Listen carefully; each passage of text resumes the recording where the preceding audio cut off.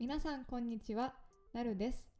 本編を見たい方は YouTube のチャプター機能からスキップしてください。今日はキングコンの MkLeoとスパーゴの対戦について Tweek Talks で話しているところを翻訳しました。スマブラ用語がたくさん出てくるので、先に単語のまとめを見てもいいかもしれません。それではどうぞ。You know what went really well for him versus Spargo? I want to see if anyone can expect what I'm about to say. I noticed one thing. His conversions were on point, and his movement was really good. That's For me, it was the ledge, especially like the speed and the ledge trumping and stuff like that. He was putting on a lot of pressure, and he wasn't waiting for something to come to him. He was really pushing the issue. He would ledge trump a lot. And it eventually turned into a thing where he started getting easy double jump catches onto stage from Spargo as well. Yeah. So I thought he was playing really fast and like mostly like when Spargo was like on the ledge or recovering. Like it's not like he was edge guarding traditionally. He was just getting ledge trumps and he was playing super fast. And it was Spargo's disadvantage state clearly changed. And I feel like he got a lot of panic out of him. But even Spargo himself had some crazy moments, like clutch moments versus Bloom and losers. Like that set could have gone either way. That set was a great set. That was a really good set. It was chaos. Yeah. So, yeah, I watched some of the other sets, but in terms of the live top 8, I watched like top 3, and yeah, I felt like that was the biggest change I saw from Leo. He just had such confidence. Going for like things like ledge trumps and stuff, because there can be sets where a top player won't go for one ledge trump, so it's very significant and noticeable type of thing once in a while when it happens, especially when it has an impact. Yeah, sorry. We're gonna need to fly. Leave. I'm gonna have to take Bro, leave this shit. It's so funny. Get out! I'm just thinking about the people. It's that Breaking Bad episode with the fly. Let's just pretend like nothing's happening. Like edit it so we don't say or do anything. It's too funny. We gotta edit in some like cop sirens, for the drivers who listen.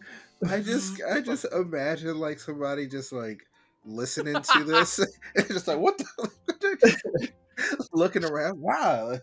It got me when we were first recording. It was pretty good. There's a fly in Charles's kitchen. Anyway, Leo. I got something to say about the Leo set versus Spargo. Go ahead. I agree with Gavin. I felt like Spargo's disadvantage, to me at least, is very impressive on Cloud, because that's where the character really kind of crumbles his disadvantage state, because you have the air mobility and stuff like that, but if someone gets to call you out on specific moments like the double jump, that's when the character can lose stocks at like 50% and whatnot. I really liked how Leo disengaged a lot with just footstool. Sometimes he would hit the footstool gun, but sometimes he would just footstool, disengage, and usually most characters don't want to footstool to disengage because they end up above their opponent. But I think with Joker, it's not that bad because you have down gun, right? So yeah, I just felt like Leo was playing advantage state really well, and it also felt like Leo was also disengaging a lot with footstool, which was sick to see, and he played the mid-range so well. I think this is what made Leo's Joker so overpowered when he was dominant, is he played the mid-range so good in terms of just like the range where gun can flinch you, and then the range where he can like whiff punish with forward air 1. If you play Joker forward air 1, like Leo makes it look really easy to hit, but it's a very hard move to hit in tournament. It doesn't have a lot of range. It's not the safest. I think it's like -8 about. So it's like a shield grabbable move, right? And of course, with the out of shield options a lot of players have now. And see, like that edge guard, amazing. His off stage was so good. Like the down, especially Arsene down gun, to essentially force Spargo to up B at a certain spot and then counter, right? One thing I want to see Leo improve on with this character is there's some points where I feel like Leo will position himself to the point where it's like, oh man, you're about to get Arsene, but I feel like the worst case scenario when you get Arsene, oh my goodness, I almost got that. Up guns at the end on that one, dude. Yeah, you hit him with the void, man, the up guns. But there's some positions, and obviously this is Spargo just playing well, but I feel like when you're about to get Arsene, you need to make sure that you're not put off stage. If you get juggled, it's not that bad because you have down gun, right? But and it's kind of like Fox brain too, because Fox, you prioritize, you want to get juggled as Fox rather than get put off stage, because Fox is really hard to juggle because of his fall speed and his neutral air dodge, and he can also land with Nair and kill you or do a bunch of damage, right? Like the situation is so much favorable. But Arsene is very easily two-framed and stuff like that, and I feel like there's some moments where Leo doesn't optimize the Arsene meter in certain spots when he's about to get the Arsene. So, and it's obviously just learning, right? It's impossible to play perfect all the time, but his Arsene meter usage has also improved a lot too. So it was great to see, and it just felt like the amount of fair ones I was seeing, especially with whiff punishes, it kind of felt like the old Joker that was so dominant. So it was really fun to watch. I think a little bit of new Joker too, though, because I think some of the fair ones, maybe even the first KO he got was, I think, slingshot fair one into up smash. I'm pretty sure he had that extra movement in there. And like you said, against someone like Cloud or like Spargo with punishing like that, be able to hit that and the conversion, like that's where all of us have Joker very high on our tier list. And a part of it is that if you're hitting those conversions and hitting that offense and getting them off stage and hitting your edge guards, he's so fucking broken. Like he is so good, but it's not super easy to do. But when we see players like Leo or Omega, when they're playing on, that's what makes the character look fucking broken, is when you're hitting those big conversions and you're moving like that, when you're fighting out a disadvantage with gun, like when you're just, I don't know, when the character's firing on all cylinders, it's pretty clear that he's a really, really good character. But it's just, I feel like it's hard sometimes, or we don't see it that consistently out of Leo or out of Omega or other Joker players. So I don't know what you think about that, Gav. Yeah, I watching him break down the matchup in those two sets was so fantastic, because we've talked about it before, whether it's like kind of jokingly or not. A lot of people simplify Cloud's disadvantage, I think. And I feel like especially a player like Spargo will not let you get away with just back throwing him and then aerialing him, and like you will find a way to lose if you try to simplify it that much. But I feel like Leo broke it down so well with his speed and pressure and being willing to ledge trump, and he kind of broke it down in pieces where eventually it becomes as simple as edge guarding Cloud like that, potentially, if you really speed up their process and get them to panic even more. Because if you watch Spargo's pacing, once like he starts to go into a deficit, look how immediate he is at getting off the ledge, or look how much more willing he is to double jump and air dodge onto stage, like take that risk of not having to grab the ledge or skip the corner. And I think it's because of Leo broke it down in pieces. He didn't just hit Spargo and try to take the stock. He would be willing to go for resets. He'd be willing to threaten a ledge trump. And you kind of break it down that way rather than just getting a hit and trying to take the stock. It's the same thing when you like another character that's susceptible to being edge guarded is like Fox, right? But sometimes it's not as simple as like, all right, you hit him, now he has to die.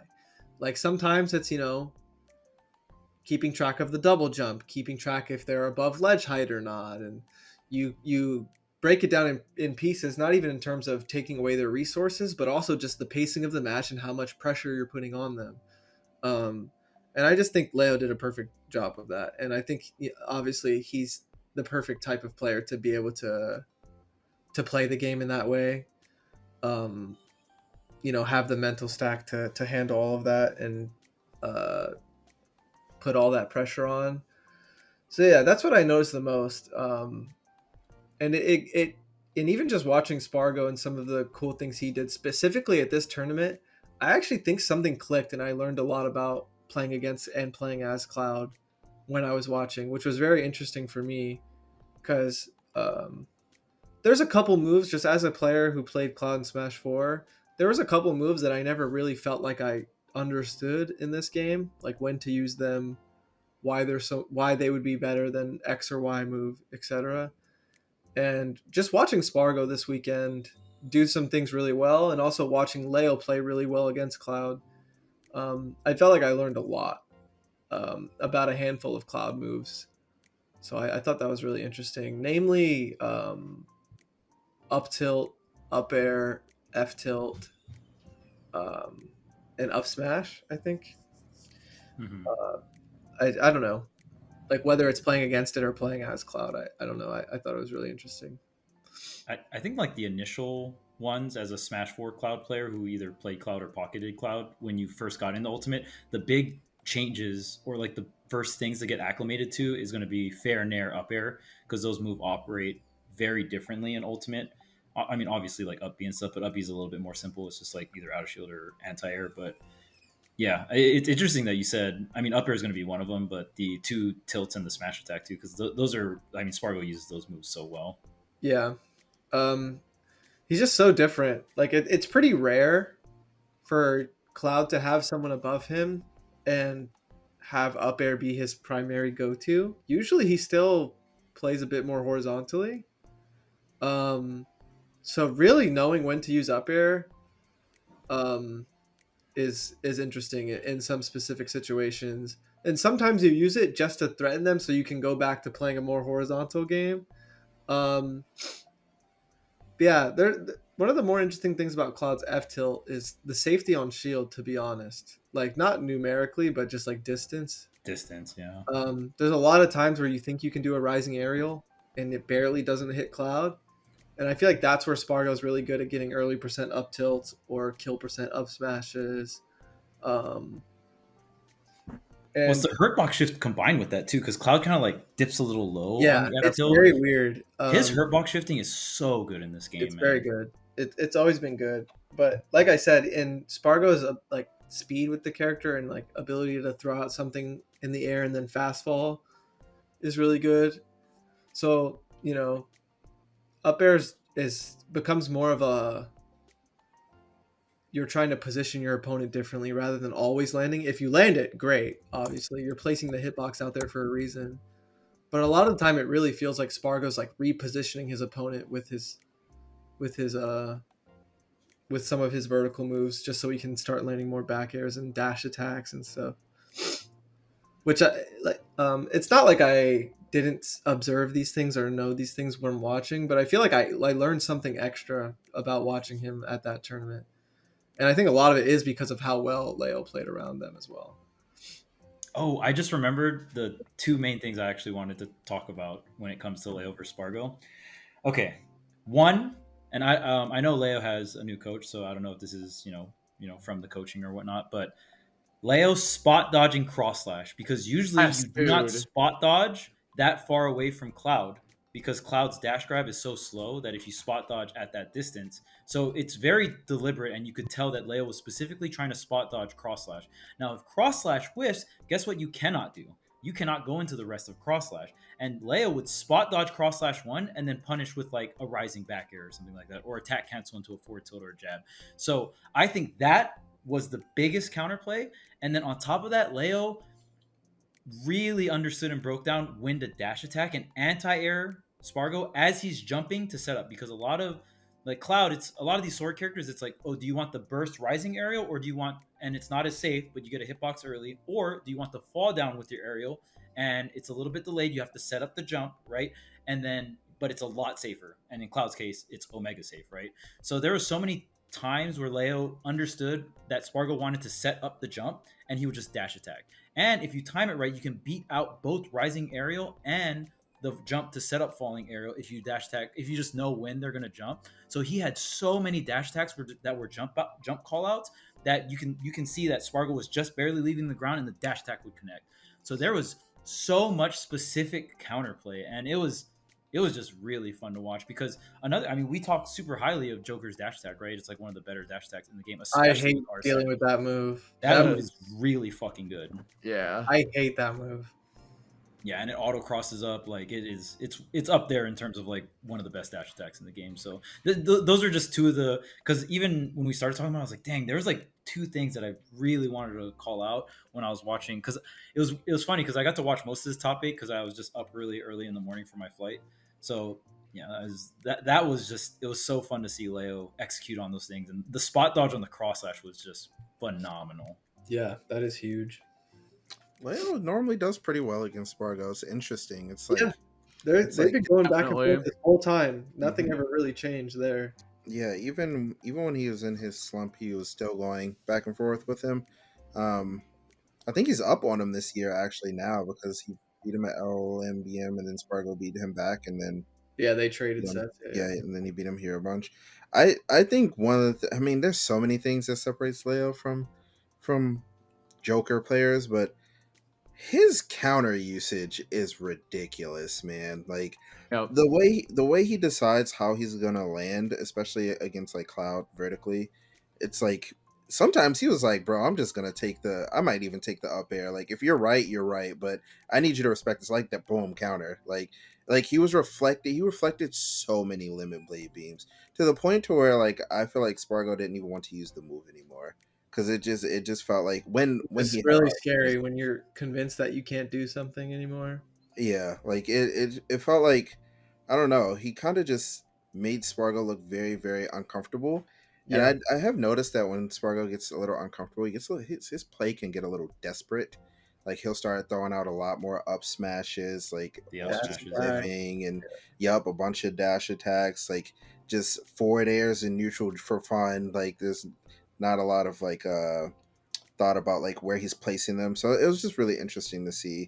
But I think a lot of it had to do with like one, like what Gavin said, with like how scary it was for him to be off stage, but two, just the amount that he was just countering like up air landings, blade beams, just in neutral. I think I saw him do like ledge jump counter on like a forward tilt or something, and I don't know, it was just really hard. And then once that happens, like it opens up our sent down air, like because you're so scared, like, well, if he counters this, like I might get sent horizontally off stage if my percent's high enough. So then you got to worry about that. You got to worry about down guns on the way down. I don't know. It was interesting to see Leo perform, but it's not like he hasn't been performing this year. Like he did not the greatest at Genesis, but I think there was a lot, like way more pressure than he's used to. I think he's had a lot of pressure on him over the years, but usually it's like community imposed. But I think the pressure for him to be Mr. Genesis might have been self-imposed. So that was like an interesting thing to see at Genesis. But I mean, he's clearly good enough, like he did it at LMBM. He did it here. He can still do it. So I don't know. We'll see how the rest of the year goes for him. I really like everyone's input so far. I feel like we all had different things to say about what Leo did well this weekend. So it really means bro was playing. And I guess there was also Genesis, which we did not talk about at all. That was a tournament. We talked about Zachary earlier. That was it. Yeah, it's true. Go actually. And he plays Unite, dude. I love that guy. He's great. $100 plus Unite. Actually, I don't know if he plays Unite that much. My favorite Japanese player ever, for sure. Really? Yes. Man. Sure, 1000%. That's such a tough competition, though, bro. I'm a fan too. There's a lot of options, but Zachary is so cool. It's pretty close for me and Abba. I mean, or like Zachary versus Abba. I think I like Zachary more overall, but because I mean, Abba has so much history behind him, and I mean, he like the shit he's done for the game since Brawl has been so sick. So, but Zachary is just god damn. He can play so many different characters. Like he used to be the best Rob. Like listen to that statement. He used to be the best Rob. And one of the best Wolves too. Like two of the most popular characters ever. Well, he was the first one to really have a breakout performance, or quote unquote breakout performance with Wolf, and like show the world how good that character was. There's a lot of doubters of Wolf in the beginning of Ultimate. I know we're talking about your run in the Patreon, but one of my favorite moments of Genesis, and I told you this in the moment, Gavin. Do you remember after you beat T? I was backstage. I was hanging out with everyone backstage. Like Zachary was back there playing, like a bunch of people, but specifically Zachary for the story. And you did the Diddy. You went off stage against T. You did the banana up throw into back air and killed T. And Zachary like fucking pogged. He was like, I was like, yo, that's how you know it was lit. And after you won, I went up to you and I was so excited. I was like, dude, you hit that. And even Zachary went, oh, and you were like Zachary was like, oh shit. And yeah, at first I was like, what is Has talk? Like you were so excited that I had no idea. Dude. Yeah. I was like, what is he trying to tell me? I was a little cooked. We were in California. I was having a good time, is what I'll say. I wasn't casting that day. I was having fun. Then you hit that, and I was like, holy fuck, he is playing the game. Which obviously we'll talk about more. Yeah. But just seeing you do that, and I know how much that matchup meant to you and all that stuff. And then seeing it all verified by Zachary at the end, I was like, God damn. Like, not that I needed it, but I knew. But seeing him, I was like, holy shit. I've never seen him react to something like that, but that was so sick. That set meant a lot to me, and I've talked with all of you about it, because the first time we played Diddy Pac-Man was like 2.5 years ago or more. Main stage. And I talked with Marcus about it. I talked with Marcus about it quite a lot, I think Sunday morning. So yeah, I played that match out in my head 1,000 times going into that set. I was really trying to win that. So yeah, that was a crazy moment for sure. それでは今日の単語のまとめを見ていきましょう。まずはスマブラ用語からいきます。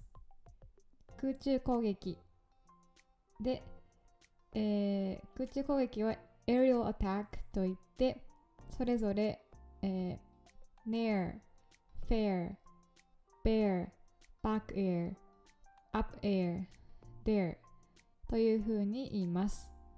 で、上り空 N, rising near, 下り空 N, falling near と言います。強攻撃は tilt attack といって、up tilt 上強、down tilt 下強、forward tilt 横強です。回避は dodge、spot dodge その場回避、air dodge 空中回避、forward roll 前回避、back roll 後ろ回避。崖は edge or ledge、ledge trump 崖奪い、ledge trap 崖狩り、edge guard 復帰阻止、ledge drop 架け離し、recover 復帰するです。で、その他この Tweek Talks に出てくるスマブラ用語を書いてみました。disadvantage 不利状況、advantage 有利状況、with punish 差し返し、out of shield 外見、mobility 機動力、cross slash 強切り、punish 反撃する、咎める、fast fall 急降下、counter play 対策。で、次は her back shifting、これツイッターで、ちょっと聞いて教えてもらったのですが、姿勢が低いこと、姿勢で避けることを her back shifting と言います。で、このピカチュウの空語のように体が薄くなることをパンケーキングで、日本語だと愛されボディというらしいです。conversion は相手に反撃をしてどれだけ自分に得になるか、リターンが高いこと。例文 His conversions were on point。 彼の反撃のリターンの取り方は完璧だった。clutch はプレッシャーなど緊張感のある試合などで勝った時に言います。例文 He's so clutch とか That was clutch っていうかすごいって感じで使います。pocket は、サブキャラほどの頻度ではないですけど、たまに出すキャラのことです。日本語でもポケットって言うんですかね。例文 He has a pocket rob。 彼はポケットにロボを持っている。execute はコントローラーを正しく入力して正確なタイミングで技を出すことです。execution は名詞形です。例文 His combo was perfectly executed。 彼のコンボは完璧だったね。call out で、読みに似ている表現なんですけど、敵がしてくる動きを読んで反撃をすることです。よく実況とかで What a call out、 その読みマジかみたいな感じで使います。で、ここからは、英語の、言葉になります。スマブラ用語ではないんですが、in terms of 何々に関して何々の観点から、 in terms of food pizza is my favorite。 食べ物に関して言うとピザが好きです。about to 今すぐ何々をする。まさに何々をしようとしている。I'm about to play Smash. 今からスマブラするところ。willing to 進んで何とかする。これが一つ目の意味です。She is willing to help with the project. 彼女が企画を進んで手伝ってくれる。で、もう一つの意味は、やる気はないんだけどやってみますみたいな感じで。この例文完全に私です。I'm not fond of spicy food, but I'm willing to try it. 辛いものは嫌いだけど食べてみる。